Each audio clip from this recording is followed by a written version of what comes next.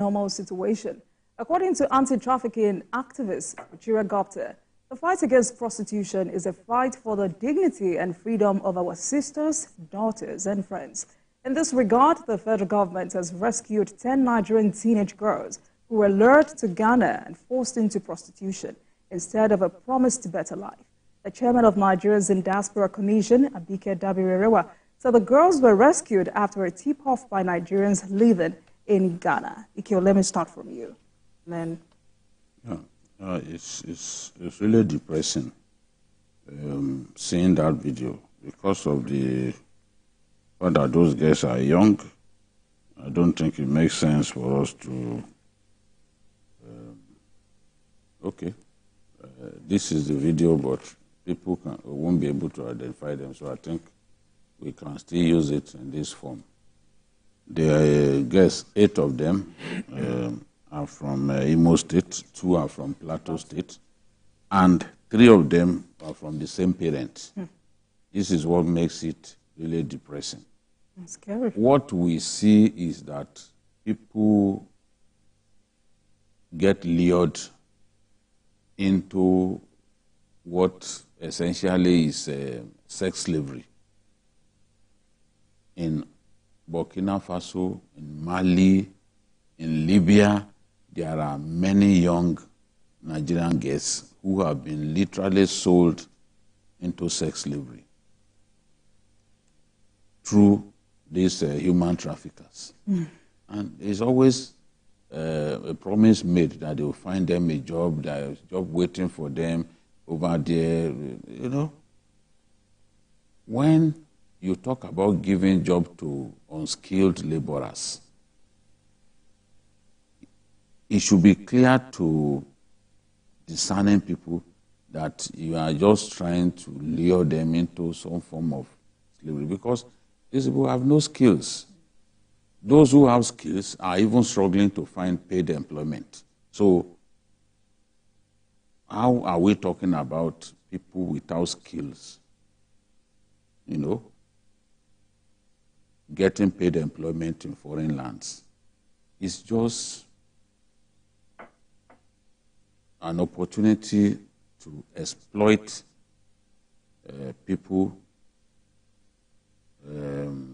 who are grappling with life's issues. People want to survive.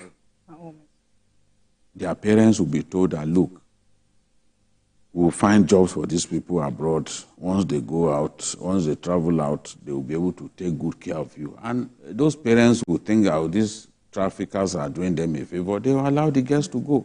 You can imagine one of those girls would be 16 in a few months. They were all aged between 15 and 16. It's just not right. We need to do a lot to stop this trend. Many lives have been ruined, and you cannot, once you get caught in the trap, it's only providence that can get you out, because they have security men who ensure that those girls cannot run away. They will be forced to sleep with. I think one girl was even said that she's made to sleep with up to 25 men in one day. You know, and it's not as if they give you the money. From their testimonies, the men sleep with them and they don't give them a dime. So this is worse than slavery. It is modern day slavery of the most wicked form. So there's a need to get to the root of this matter. One person has been arrested, but I don't think that person was working alone. There must have been others involved. I think we have a serious challenge on our hands, because if you listen to what the chairman of Nigerians Diaspora Commission is saying, Abike Dabiri, says that as these ones are being rescued, triple the number are out on their way out. It's true.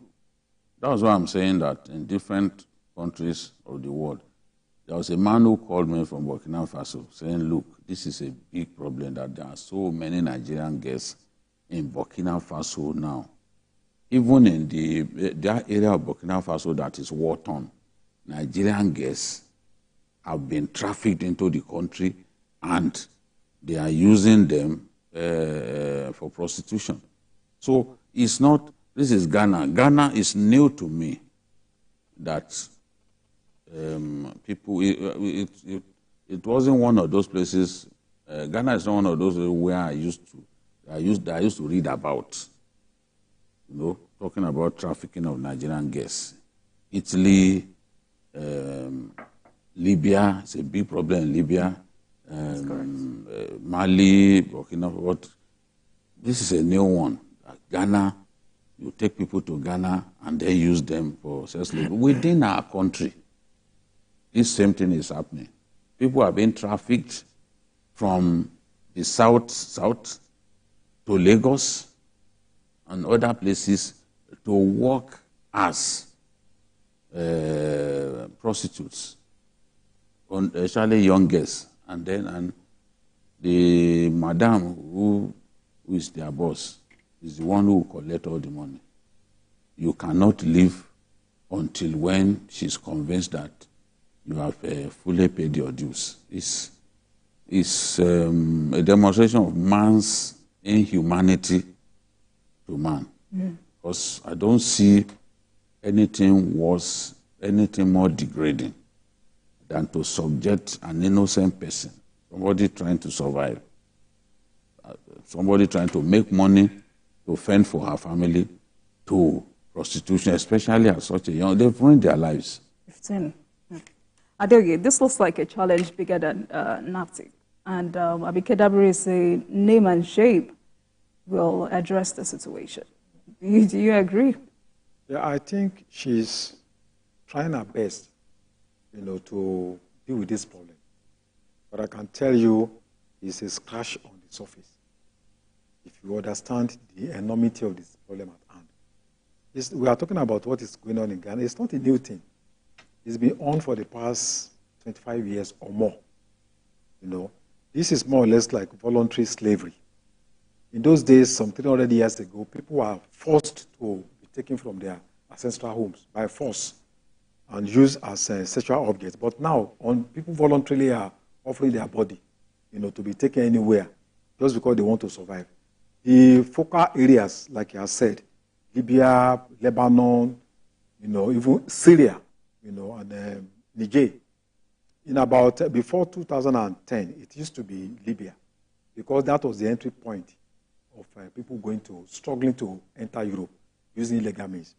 I was in Libya 3 times, and I met a lot of Nigerians, women, young girls, and they told me nasty experiences. You know, a set of about 25 people that would leave Nigeria by road, passing through Sokoto State, from there to Niger, from there to southern part of Algeria. And when they get to Libya, only about 30% of them will be able to make it. What happened to them? You know, they end up in the hands of Maghreb fighters, you know, in Algeria, in Niger, in Mali. They will be sold off, you know, and that is the end. They will never be found. So many relations can no longer trace their daughters now. They don't know where they are. But most of these people have been married off to fighters in the desert and all that. So it's a very terrible, and even while passing through that you know, road to Libya, they will be sexually exploited by border guards in order for them to have passage, because some of them don't have passport. So, you know, the last time I was there was January 2010, and it was a very big problem. So after the collapse of Libya, people can no longer pass because of the war going on there. So they are now going to other West African countries like Niger, Chad, and even Lebanon, you know. So this is a big problem on our hands. And when we are talking about Ghana, I recall that in 1980-81, Ghanaians were also coming here in that same spirit because of the collapse of the economy at that time under President Liman. So for us to now be going back to Ghana, to, you know, our youths, you know, to be engaged in this kind of, shows that it's a reflection of the economic crisis, of leadership failure.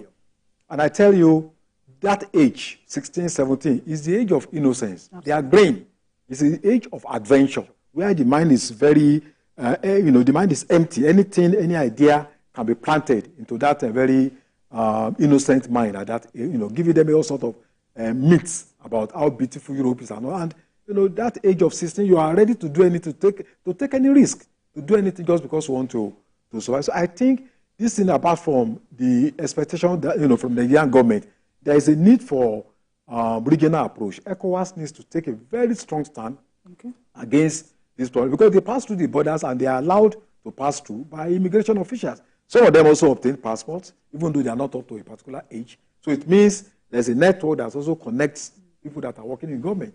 So I think it's a huge problem that we don't need to scratch it all, because we are destroying the future of the girl child. So I think it's a major problem that the government needs to take up and take decisive actions by working with other ECOWAS countries in order to put a stop to it. All right, gentlemen. According to UNICEF,